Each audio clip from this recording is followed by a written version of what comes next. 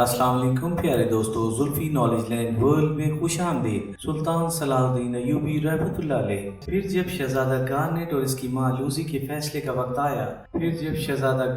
اس کی ماں لوزی کے فیصلے کا وقت آیا تو سلطان نور الدین زنگی کے تمام سرداروں نے بیک زبان کہا، ان دونوں فتنہ گروں کو سر عام قتل کر دیا جائے اور ان کی لاشیں صلیبیوں کی عبرت کے لیے شہر کے چوراہے پر لٹکا دی جائیں۔ صرف یوسف صلاح الدین ہی تھا جس نے سرداروں کے اس متفقہ فیصلے سے اختلاف کرتے ہوئے کہا، ان دونوں کی لاشیں چوراہے پر لٹکا دینے سے عبرت کا یہ تماشا زیادہ سے زیادہ شام تک ختم ہو جائے گا۔ میری رائے میں اس تماشے کو اتنا طول دیا جائے کہ صلیبی قوم روزانہ اس عبرتناک منظر کو یاد کرے اور اپنی شکست و بربادی پر ہر گھڑی آنسو بہاتی رہے۔ یوسف صلاح الدین کی تجویز سن کر تمام سرداروں نے بڑی حیرت سے اس نوجوان کی طرف دیکھا جس نے شہزادہ گارنیٹ کو گرفتار کر کے اپنا پہلا جنگی کارنامہ انجام دیا تھا۔ ان سرداروں میں نجم الدین ایوب اور اسد الدین شیر کو بھی شامل تھے۔ خود سلطان نور الدین محمود زنگی کی آنکھوں سے بھی ایک سوال نمایاں تھا کہ آخر کس طرح اس عبرتناک منظر کو طول دیا جائے۔ ہم اہل ایمان ہیں، اس لیے اپنے دشمن کی لاشوں کی بھی بے حرمتی نہیں کر سکتے۔ یوسف صلاح الدین نے انتہائی باوقار لہجے میں عرض کیا،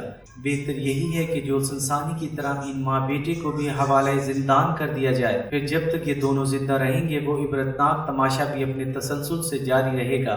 سلطان نور الدین محمود زنگی نے اپنے مصائب خاص کی اس تجویز کو پسند فرمایا اور ان کے ہونٹوں پر مسکراہٹ ابھر آئی۔ نجم الدین ایوب اور اسد الدین شیر کو کا بھی سر فخر سے بلند ہو گیا۔ یوسف صلاح الدین صرف شجاعت ہی میں نہیں، فہم و فراست میں بھی اپنے ہم عمروں سے بہت آگے تھا۔ میں سلطان عادل سے ایک اور بات عرض کرنا چاہوں گا۔ مختصر سے سکوت کے بعد یوسف صلاح الدین نے دوبارہ لب کشائی کی، ان دونوں ماں بیٹے کو ایک جلوس کی شکل میں خاص طور پر عیسائی بستیوں سے گزارا جائے تاکہ ان کے دلوں پر اہل ایمان کی ہیبت قائم ہو، تاکہ ان کے دلوں میں پیدا ہونے والے سرکشی اور بغاوت کے جذبات فنا ہو جائیں، یا پھر کم سے کم اتنے سرد پڑ جائیں کہ باہر سے آنے والی صلیبی ہوائیں انہیں مزید نہ بھڑکا سکیں۔ سلطان نور الدین محمود زنگی نے سر دربار یوسف صلاح الدین کی ذہانت کی تعریف کی اور پھر ملکہ لوزی اور شہزادہ گارنیٹ کو دوسرے عیسائی قیدیوں کے ساتھ اپنے بڑے بھائی سلطان سیف الدین غازی کے پاس بھیج دیا اور خود حلب کی طرف روانہ ہو گئے۔ اسی زمانے میں زنگی خاندان کے شامی مقبوضات میں عیسائیوں نے عام بغاوت کر دی اور جگہ جگہ فتنہ و فساد کی آگ بھڑکا دی۔ اس شورش کی وجہ بھی ایک فتنہ گر راہب سینٹ مالو تھا۔ سینٹ برنارڈ کی شرمناک اور عبرتناک موت کے بعد سینٹ مالو نے قسم کھائی تھی کہ وہ اپنے عظیم مذہبی پیشوا کے مقدس مشن کو جاری رکھے گا۔ اپنی اس مذہبی تحریک کو جاری رکھنے کے لیے ایک نیا طریقہ اختیار کیا گیا تھا۔ اس زمانے میں زنگی خاندان کے شامی مقبوضات میں عیسائیوں نے عام بغاوت کر دی اور جگہ جگہ فتنہ و فساد کی آگ بھڑکا دی۔ اس شورش کی وجہ بھی ایک فتنہ گر راہب سینٹ مالو تھا۔ سینٹ برنارڈ کی شرمناک اور عبرتناک موت کے بعد سینٹ مالو نے قسم کھائی تھی کہ وہ اپنے عظیم مذہبی پیشوا کے مقدس مشن کو جاری رکھے گا۔ اپنی اس مذہبی تحریک کو جاری رکھنے کے لیے ایک نیا طریقہ اختیار کیا تھا۔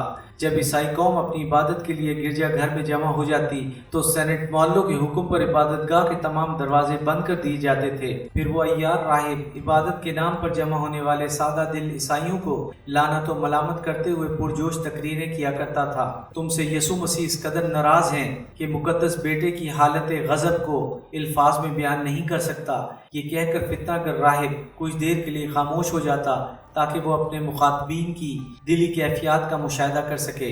اپنے مذہبی پیشوا کی زبان یسوع مسیح کے غیظ و غضب کی بات سن کر عبادت کے لیے جمع ہونے والے عیسائی خوفزدہ ہو جاتے۔ پھر وہ عیار راہب ان کے منتشر ذہنوں پر ایک اور ضرب لگاتا، اس وقت تک تمہاری کوئی عبادت بھی قبول نہیں ہے جب تک تمہارے پیروں میں مسلمانوں کی زنجیر غلامی پڑی ہے۔ اس زنجیر غلامی کو کیسے کاٹا جائے؟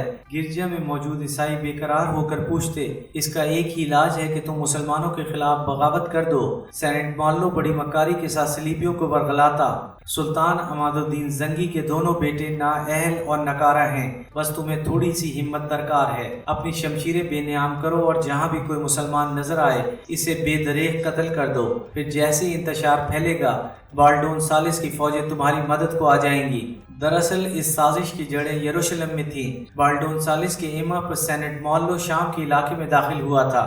اس سازش کا ایک ہی مقصد تھا کہ سلطان نور الدین زنگی اور سلطان سیف الدین غازی کے مقبوضات خانہ جنگی کی لپیٹ میں آ جائیں، پھر وہ اس شورش و بغاوت سے فائدہ اٹھا کر موصل اور شام میں داخل ہو جائے۔ شام یروشلم بالڈون ثالث نے اس منصوبے کی تکمیل کے لیے ایک بڑی رقم مخصوص کر دی تھی، جس سے ہتھیار خریدے جاتے تھے اور شام کے گرجا گھر میں پہنچا دیے جاتے تھے۔ یہ سارے ہتھیار عیسائی راہبوں کی لمبی لمبی آباؤں میں پوشیدہ ہوتے اور پھر گرجا گھر کے تہہ خانے میں جمع ہو جاتے۔ پھر ان ہتھیاروں کو بڑی رازداری کے ساتھ رات کے اندھیرے میں ان توانا عیسائیوں کو دے دیے جاتے جو جنگی صلاحیت رکھتے تھے۔ جب شاہ بالڈون ثالث اور سینٹ مولو کا منصوبہ مکمل ہو گیا تو ایک دن سلطان نور الدین محمود زنگی کے مقبوضات میں بغاوت اور شورش کی آگ بھڑک اٹھی۔ یہ سب کچھ اس قدر اچانک ہوا تھا کہ اگر سلطان نور الدین زنگی کے علاوہ کوئی دوسرا حکمراں ہوتا تو یہ صورتحال دیکھ کر گھبرا جاتا اور ذہنی انتشار کے باعث سیاسی فیصلے کر ڈالتا، مگر وہ بڑے ضبط و تحمل اور اعصابی قوت کے مالک تھے۔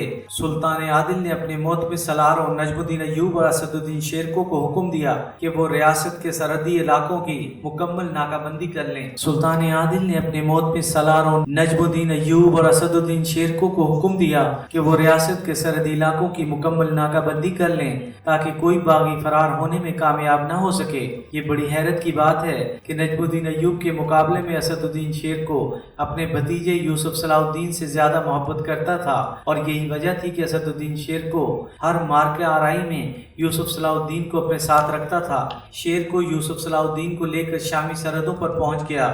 اپنی جنگی منصوبہ بندی مکمل کرنے کے بعد سلطان نور الدین زنگی باغیوں کی سرکوبی کے لیے آگے بڑھے۔ جب شاہ یروشلم بالڈون ثالث کے جاسوسوں نے اسے یہ خبر پہنچائی کہ سلطان نور الدین زنگی کے مقبوضات میں بغاوت شروع ہو چکی ہے تو اس نے ایک بہت بڑا لشکر باغیوں کی مدد کے لیے شام کی طرف روانہ کیا۔ بالڈون ثالث کو یقین تھا کہ وہ باغیوں کے تعاون سے سلطان نور الدین محمود زنگی اور سلطان سیف الدین غازی کے علاقوں پر قبضہ کر لے گا اور اس طرح دوسری صلیبی جنگ کی ناکامی کا داغ اس کے چہرے سے دھل جائے گا۔ مگر جب بالڈون ثالث کے لشکر نے شام کی تمام سرحدوں پر مسلمان فوجیوں کا اجتماع دیکھا تو وہ ناکام و نامراد واپس لوٹ آئے۔ پھر سلطان نور الدین محمود زنگی نے باغیوں کے قلب میں داخل ہو کر اس قدر شدید حملے کیے کہ آن کی آن میں ہزاروں مسلمانوں کی شمشیروں کا رزق بن گئے۔ باقی عیسائیوں کے شور فغاں سے پورا میدان شہر گونج اٹھا۔ صلیبی گریہ زاری کے ساتھ الامان الامان پکار رہے تھے۔ ہزاروں عیسائی شکست کا یہ ہولناک منظر دیکھ کر فرار ہو گئے، مگر انہیں نجم الدین ایوب اور اسد الدین شیرکو کے سپاہیوں نے قتل کر ڈالا۔ بمشکل 200-400 صلیبی اپنی جانیں بچا کر بھاگنے میں کامیاب ہو سکے۔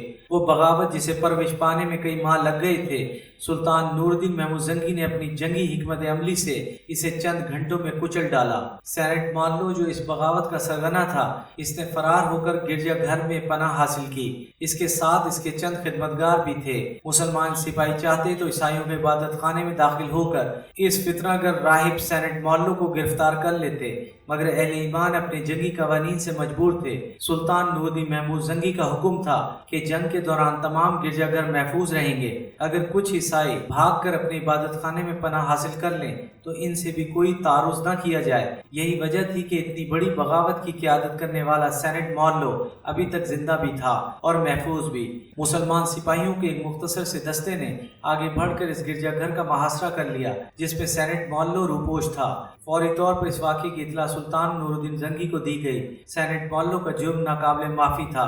سلطان عادل گہری سوچ میں ڈوب گئے۔ وہ اس فتنہ گر سے ہمیشہ کے لیے نجات حاصل کرنا چاہتے تھے اور یہ کام ذرا بھی مشکل نہیں تھا کہ چند سپاہی گرجے میں داخل ہوتے اور سینٹ مولو کو پکڑ کر سلطان نور الدین زنگی کی خدمت میں پیش کر دیتے، مگر اہل ایمان اپنے اصولوں سے مجبور تھے۔